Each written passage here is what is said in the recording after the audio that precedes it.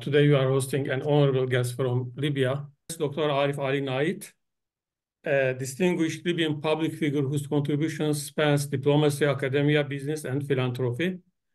Dr. Nait's journey embodies a remarkable blend of leadership and scholarship, with a commitment to advancing Libya's interests on both national and global stages. As Libya's former ambassador to the United Arab Emirates and special envoy of the President of the House of Representatives, Dr. Nait has played a crucial role in revitalizing Libya's political landscape. His diplomatic efforts have extended to engagements with the USA, UK, European Union, and African Union, marking him as a key figure in shaping Libya's post-revolution trajectory. Dr. Nait's scholarly pursuits are equally impressive. With a foundation in philosophy, theology, and interfaith relations, he has held esteemed academic positions worldwide, contributing significantly to the dialogue between different faith traditions. His expertise has been recognized by prestigious institutions such as the Pontifical Institute for Arabic and Islamic Studies and the University of Cambridge. Dr. Nait's vision for Libya extends beyond political and economic stability through initiatives like the Libya Institute for Advanced Studies and the Iraq Movement. He advocates for national unity, reconciliation, and social cohesion. His Ihya Libya Vision 2030 articulates a roadmap for a resilient, democratic, and prosperous Libya, grounded in tradition, yet open to modernity. In Dr. Arif Ali Nait, we find not only a leader and scholar, but also a visionary dedicated to the prosperity and well-being of Libya and its people. It is with great anticipation that we welcome him to share his insights and perspectives with us today. The topic of his presentation is Nursi on Authentic and Fake Civility, Medeniye. In his short abstract, Dr. Nait tells us that Nursi was no opponent to civility. However, he distinguished between authentic and fake civility. It is important to revive and re-articulate his distinction because it is very much needed today. I just wonder why it is very much needed today. Dr. Nait, you have 45 minutes, and now the floor is yours. Bismillah ar-Rahman ar-Rahim. Alhamdulillah. Wassalatu wassalamu ala Rasulillah wa ala alihi wa sahbihi wa man walah.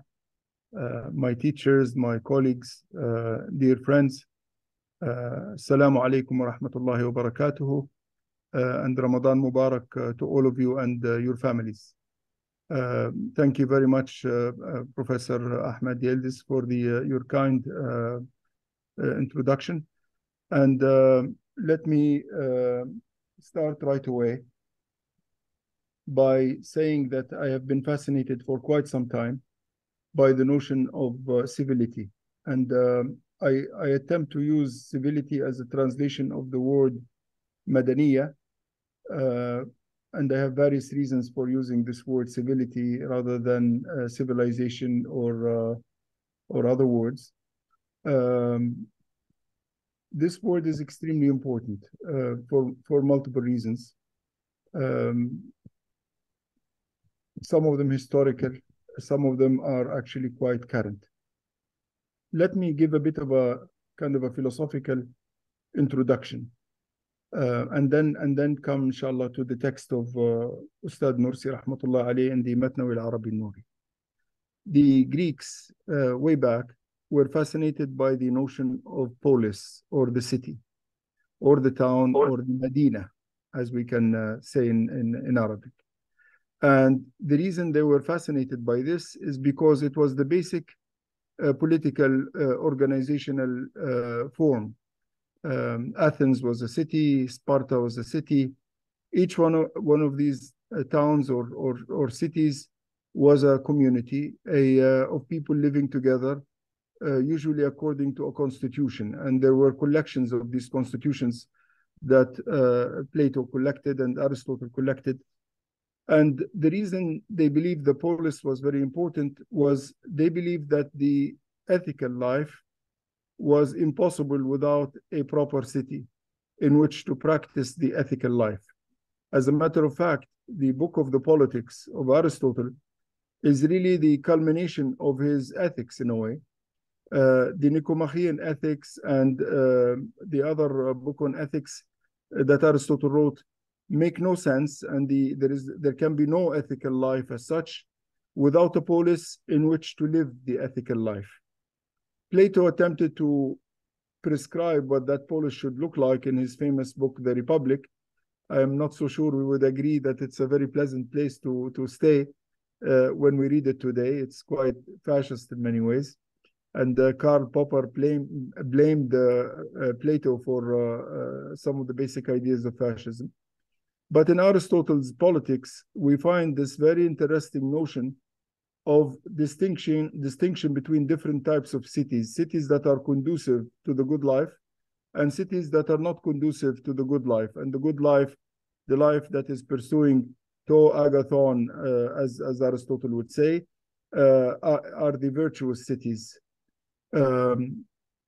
So there is already in Aristotle a distinction between good cities and bad cities, a good Medina and a bad Medina. Al-Farabi, rahmatullah alayhi, later on would actually use the Arabic al-Madina al-Fadila in order to describe the virtuous city. And the definition of the virtuous city is the city in which the citizens can actually live in a mutual and shared life that is based on the virtues, that actually upholds the virtues, so that they can have a virtuous life in community. And that is the Medina al-Fadila that Al-Farabi speaks about in his famous book, Ara Ahl al-Medina al-Fadila, and some of his other smaller letters and works. So the notion is already there in not only the Greek tradition, but already in the Islamic philosophic tradition of distinguishing between different types of Madaniya.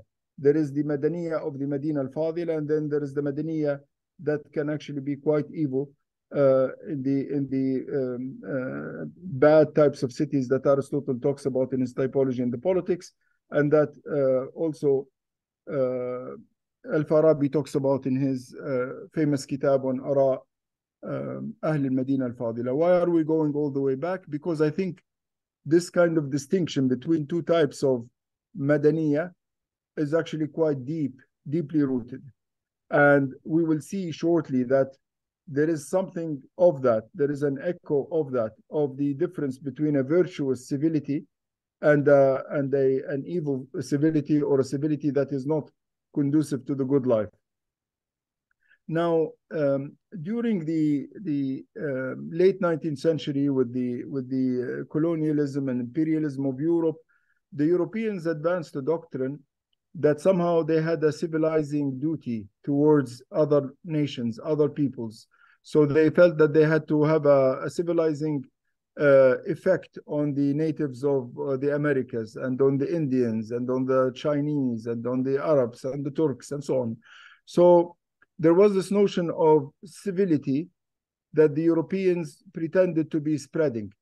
And tacit in the European thinking was already something of Aristotle and Plato in a way, the idea that their civility is the virtuous civility, and that they need to impose it on the rest of the world. And there is a vast literature within late 19th century Western discourses regarding civilization and what it is and what civility is. And as a matter of fact, you know, there are famous books on the philosophy of civilization and the notion of civilization. There is even a recent book by John Armstrong in which he tries to rehabilitate the notion of civilization. Of course, there is the famous book on the clash of civilizations. There is the famous project between Spain and Turkey and other countries regarding the dialogue of civilizations. So the notion of civilization, which actually comes from civitas, which is the city, which is the Latin translation of the polis that we mentioned earlier. This notion of civility, the civilized life, was also discussed by Ibn Khaldun rahmatullahi alayhi in his famous notion of Umran and Madaniya, and where he associates the virtuous life with living in cities rather than nomadic living. So these are very important notions. Towards the end of the 19th century, and especially after the defeat of the Osmanli Khilafat or the Ottoman Khilafat, there were many discourses on what civility is. That's And there were Dr. Said. multiple Arabic books on this. For example, Muhammad Farid Wajdi, Al-Madaniya wal-Islam. We have the book of Shamsuddin Sami Farashri, Al-Madaniya al-Islamiyya. We have also books by Khairuddin Tunsi on Aqwa Masalik, on knowing the different civilizations and countries and so on. So the notion of civilization, civility, what it means to be civilized, what does it mean to have civilization imposed upon you, were very much in the air and in discussion as Ustad Badi' al-Zaman Nursi emerges on the world stage.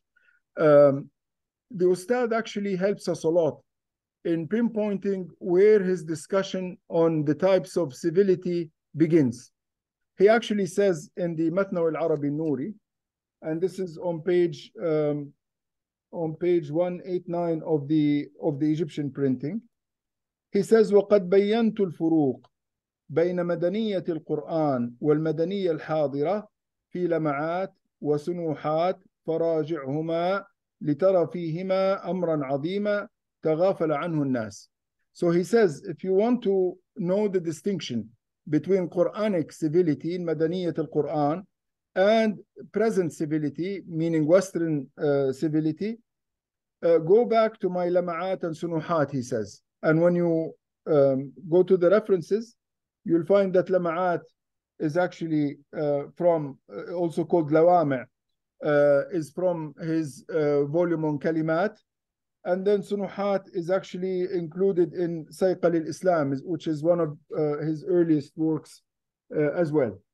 And when we go to these two works, we'll find a kind of a table of contrast, which is very important, and it's what I would like to focus on in our discussion today.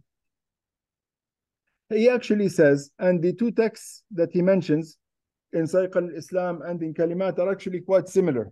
There are only slight variations between them.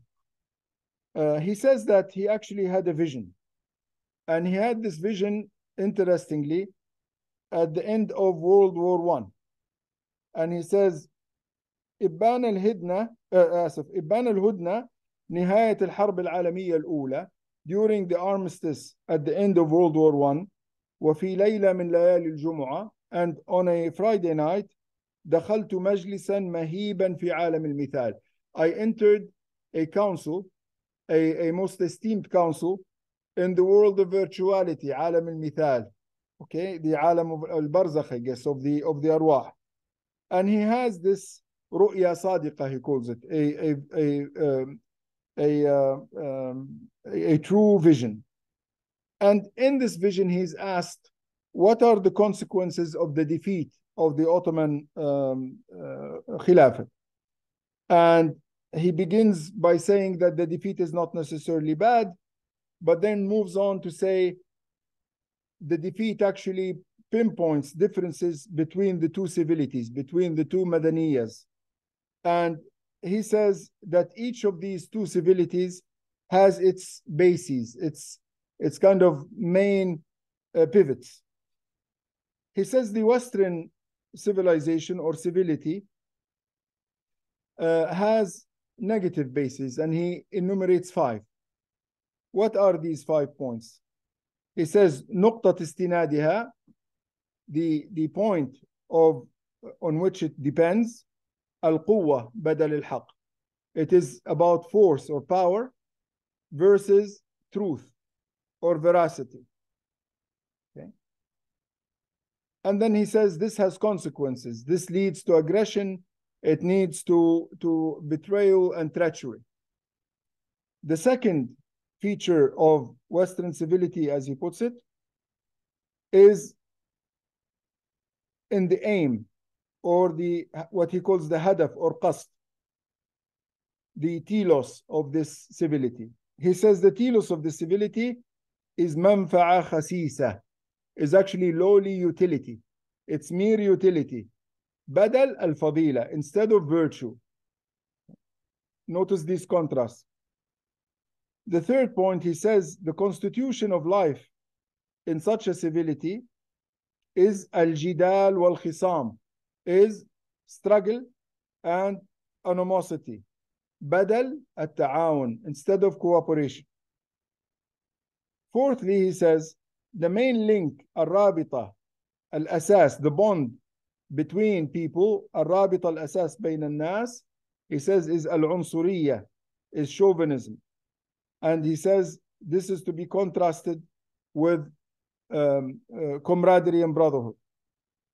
And the fifth point, he says, is that it actually promotes vices and promotes whims and desires rather than guidance by any higher principle. Then he goes on and he says, compared to what he calls present civility, meaning Western civility, he contrasts what he calls Madaniyat al-Quran al-Kareem, the Quranic civility.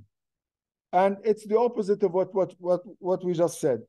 He says that it depends on a principle of haq badal al-quwwa, so it's about truth, veracity versus power.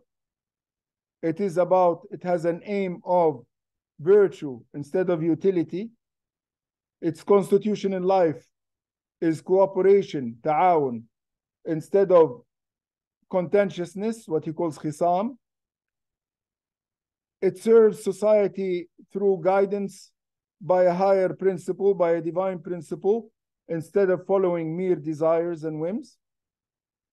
And finally, the bond that it advocates between people is a bond of faith and spirituality and what he calls al-mihna wa ukhuwat al-iman, even professionalism, meaning that of the crafts and the arts. So it's kind of a humanistic, artistic bond rather than chauvinism, nationalistic chauvinism of the European nationalism type. And he says it is this civility that can give as-salam al-shamil, comprehensive peace. Now, what's interesting is that this is a fairly early contrast table. It seems to have been first developed immediately after World War I during the armistice period.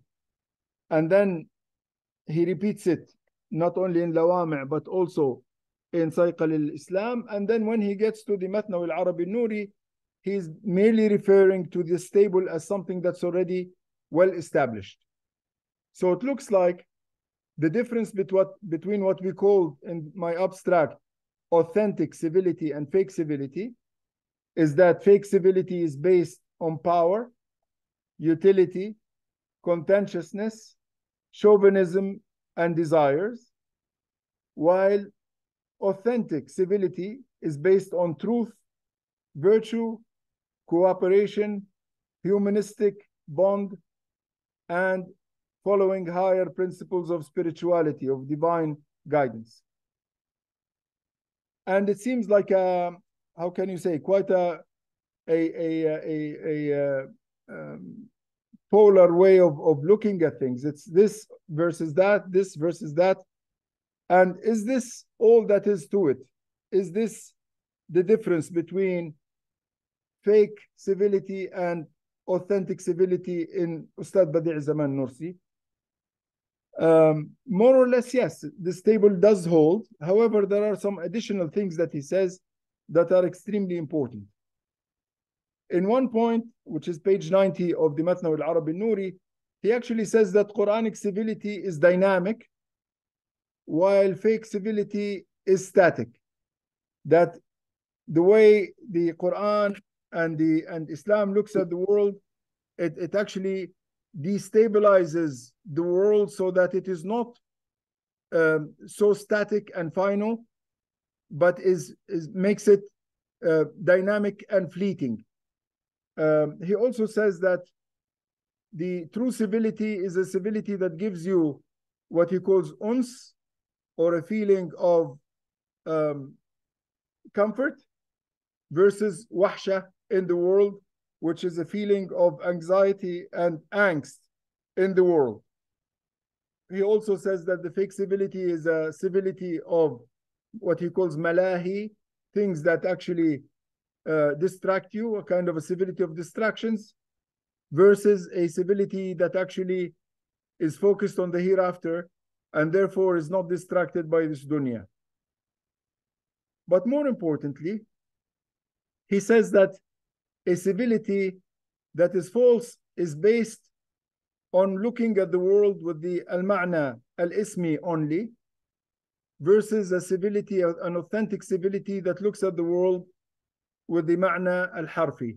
And in previous discussions, we had discussed this vital discussion.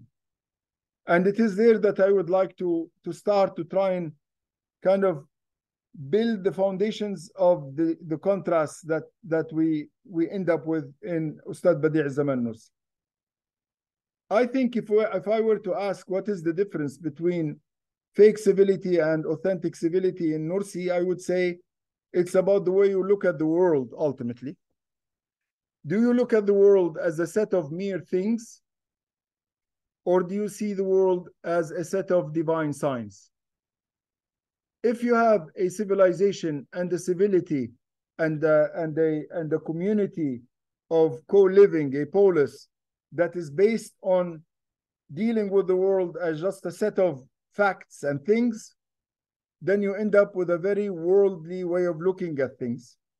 And you cannot really have a divine principle guiding this, because there is nothing beyond the set of things.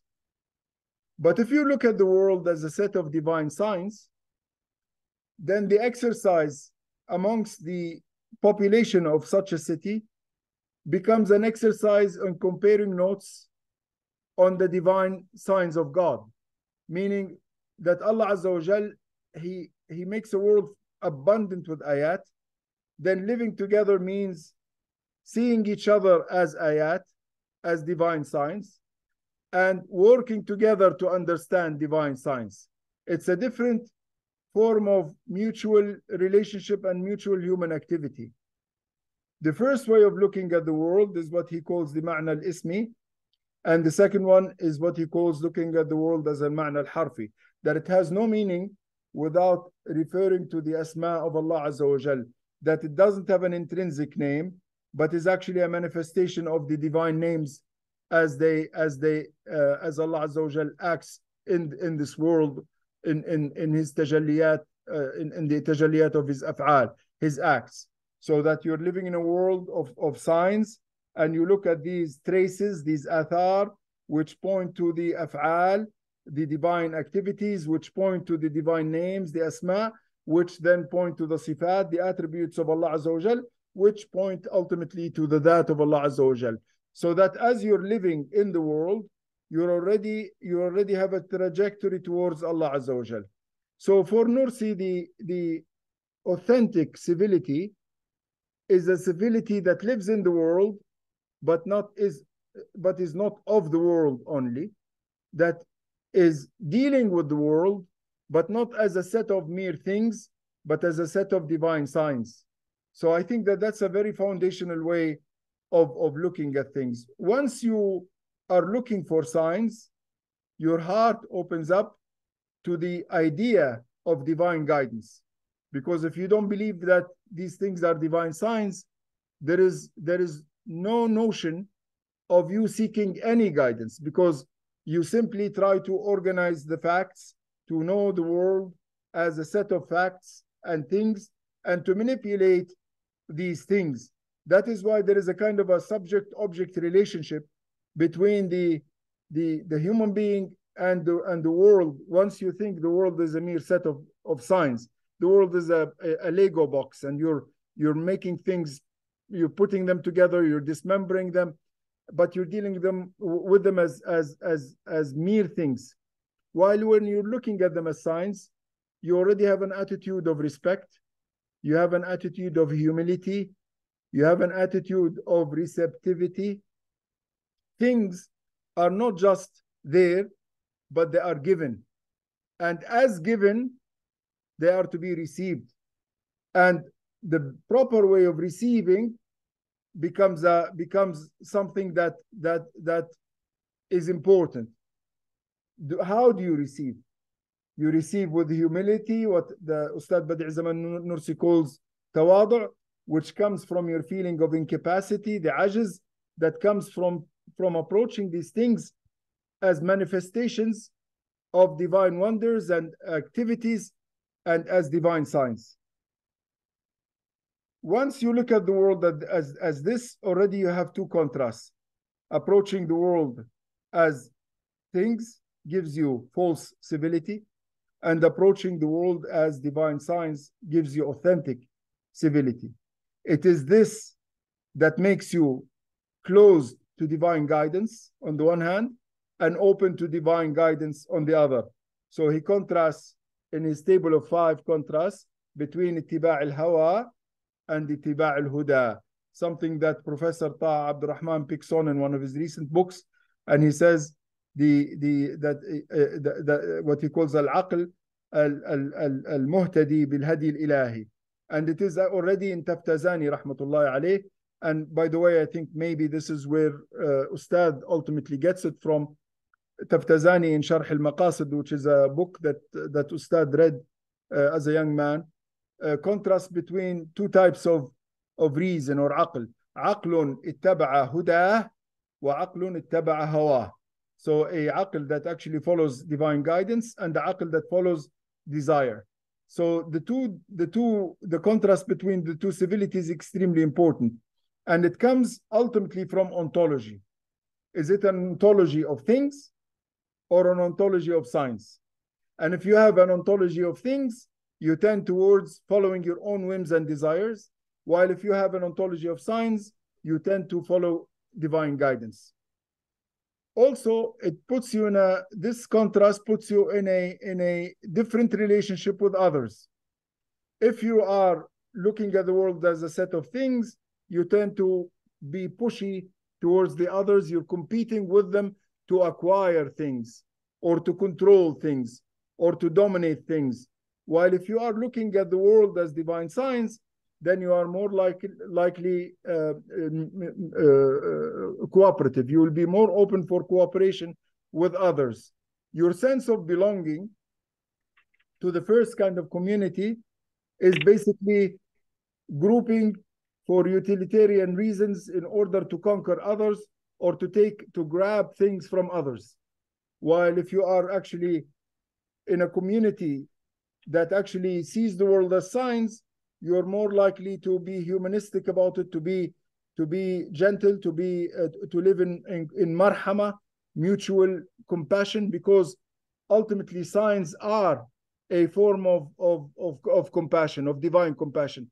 Ultimately, creativity itself, creation itself, is a rahmah, muhdat, and prophecy is a rahmah, and Rasulullah sallallahu alaihi wasallam is a rahmah. So you have a tendency to be mutarahim because you're seeing all this rahmah around you, versus if you're seeing the world as a set of cold things, then this marhama will have no place. As a matter of fact, it will be a liability because you'll be less aggressive in your seeking of acquisition of things.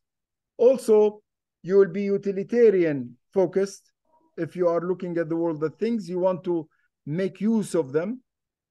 While if you are looking at them as signs, you want to approach them with virtue and with humility and with a kind of etiquette and politeness. So there is virtue already implicit in this way of looking at the world. Also, if you're looking at the world as a mere set of things, then power is very important for you because it's what allows you to grab as many things as you can. While if you're looking at the world as science, then you will be more likely to be focused on haqq and veracity. What I'm trying to say is that the table of contrasts, which we find in Kalimat and in Sayqal al-Islam, and then which shows up in the Mathnawi al-Arabi al-Nuri, is a very important table of contrasts. It's a kind of a typology of worldviews. You know, Wilhelm Delta in his writing just before 1911, when he passed away, like around 1909, 1910, developed what he called the Weltanschauungen, the worldviews, and he developed a methodology of worldviews. He pointed out that different peoples look at the world quite differently. And then in later years, in the 1960s, Thomas Kuhn wrote his book on scientific revolutions, and instead of calling them worldviews, he called them Gestalten or Gestalt paradigms, following Gestalt psychology. And all of this comes from Kant, really, because Kant believed that we have schemata through which we look at the world. And what Ustad Badi' Zaman Nursi is basically saying is that there are two fundamental Weltanschauungen, that there are two fundamental paradigms, that there are two fundamental Gestalten. And what are these two paradigms? The paradigm of an ontology of things versus the paradigm of an ontology of science. And it makes a tremendous difference. It makes a tremendous difference. Let me just say that in addition to just things and science, another dimension which is very, very important for Ustad Badi' Zaman Nursi is the Gestalt or a paradigm or worldview of the here only, what is there, versus a Gestalt or worldview or paradigm of looking for the what Ernst Bloch called the not yet, the anticipation of akhirah, of something beyond this world. If you are doing all your utility functions with calculations based on what's here, it's a completely different way of living than if you're taking into account the hereafter. The hereafter, we can say, is like infinity in mathematics. When you're dealing with numbers or in arithmetic, it's fairly straightforward until you bring in infinity. Then things become very strange. Anything you divide up by infinity, no matter how large it is, becomes zero. And infinity divided by any number, even if it's a zillion, is infinity. And once you bring the akhirah in your utility function, the calculus changes. So I think these two principles, looking at the world as things versus science, and looking at the here versus looking at the not yet, actually makes quite the contrast. And Ustad Badi' Zaman Nursi has provided humanity with one of the most elaborate articulations of what it is like to see the world as divine science, and what is it like to see the world under the principle of the not yet, of the akhirah, versus living just for the here. I throw these ideas before you for discussion. I'm eager to hear from you and to have an open discussion rather than just continue to talk like this. But I just wanted to say that the contrast between fake civility and authentic civility is important, and that it is important to re-articulate it and study it, and to say that it is very relevant today. Professor Ahmad asked me, why is it important? And I would like to conclude by an amazing short text from Ustad Nursi on page 229 of the Matnawi al-Arabi al-Nuri. He says, اعلم, okay, know that, أن هذه المدنية السفيهة, that this the idiotic civility, المسيرة للأرض كبلدة واحدة, which makes the whole earth like one village. So he's already talking about a global village. يتعارف أهلها ويتناجون بالإثم وما لا يعني. And people in this global village get to know each other and discuss things that are quite sinful and things that are meaningless. It looks like he already knows about social media. But he says بالجرائد صباحا ومساء, through the newspapers. So this was the internet of his age. غلظ بسببها وتكاثف بملاهيها حجاب الغفلة. And because of this idiotic civility, the hijab or the veil of ghafla, of unawareness, actually has become quite thick. بحيث لا يخرق إلا بصرف همة عظيمة, so that it cannot be ruptured except through a great dedication of will. And what I'm trying to say is, because of social media, because of the advent of this fake culture that we have today, where fake news and fake looks and fake discourses and fake even gardens and fake forests, we cut down the forests and then make our own artificial forests. This world of factum, to use the language of Giambattista Vico, is something that we need to ask ourselves about. Can we live an authentic life in a fake civility? Or do we need to have an authentic civility in order to live the authentic life? Aristotle, after all, was right.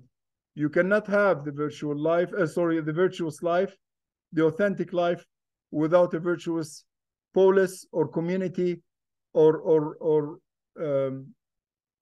city in which to live together in a harmonious way, and in a way that is seeking truth, haqq, instead of power, as Sheikh would say, virtue instead of mere utility, cooperation instead of contentiousness, humanism instead of chauvinism, and divine guidance instead of following mere whims. أقول قولي هذا واستغفر الله لي ولكم ولكافة المسلمين ولا حول ولا قوة إلا بالله العلي العظيم.